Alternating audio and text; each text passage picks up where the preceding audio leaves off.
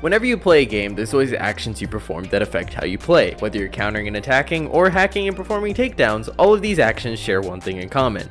They dictate your experience of the game. Welcome to RBK, where we make and play games, and today we'll be going over how different actions affect your gameplay experience.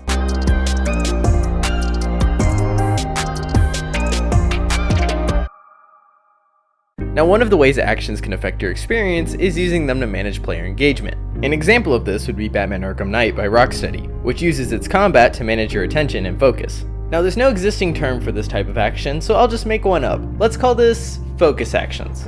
Wow, look at you with your such creative naming skills. Bob, shut up. So whenever you enter the combat state, your mind is constantly switching between all sorts of various actions. For the sake of this video, we'll only be focusing on the attack and counter. Throughout combat, you go from mashing square to attack to pressing triangle to counter every time you see the indicator. Each action taking up and changing your focus while performing it. Thus the name, focus actions. See, Bob, it is a good name. It still sounds dumb. You got a better name for it?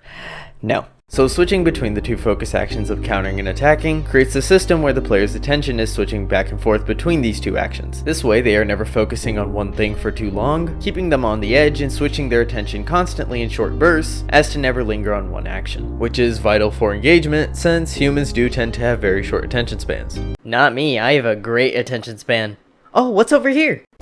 Well, he didn't last very long. Anyways, in short, focus actions are used to manage the player's attention and control where their focus goes, or how long they focus on a single action. But game actions go beyond just managing your attention. Sometimes actions can also be used to limit the amount of buttons to perform various tasks. This is achieved by having the context in which your action is performed affect the result, or in other words, contextual actions. You're just making up these names as you go, aren't you? Well, yeah, but it works. So a good example of contextual actions would be the hacking mechanic in the original Watch Dogs by Ubisoft. Whenever you hack something, it's always initiated by pressing square. This mechanic makes it so that several hacking actions can be performed using only one button. Access cameras? You press square. Hacking bank accounts? You also press square. Moving a bridge? You press square. Can you press square to fix my marriage? No, Bob, that's the one thing the square button can't do. As I was saying, having all the hacking actions be initiated by the same button makes it so the player is never overwhelmed with having too many buttons to press, keeping it to one button with several results. All the player has to remember is hacking equals square. This isn't movie hacking after all. We don't need him pressing every key on the entire keyboard then saying I'm in every time you want to just access a camera. Contextual actions keep the game simple to where different actions can be performed with the same buttons, reducing what the player needs to know to play the game. So we broke down these different actions into two categories: focus actions, actions dictating the direction of the player's attention, and contextual actions, actions that keep the game simple with one button and several results. These two types of actions help game designers dictate how the player experiences and interacts with the game, keeping them engaged, focused, and reducing the game's learning curve. Now, I know this video is a little different than the normal devlogs I do, but I decided to try something a little different. I'm still going to keep making games and devlogs, but if you want to start seeing me do more videos on game design like this in the future, comment as such below. Anyways, if you enjoyed this video, make sure to like and subscribe, or I will in fact eat your cookies. See y'all next time.